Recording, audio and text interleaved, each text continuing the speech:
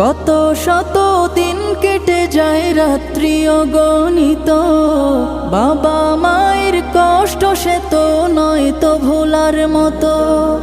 কত শত দিন কেটে যায় রাত্রি অগণিত, বাবা মায়ের কষ্ট সে তো নয় তো ভোলার মতো।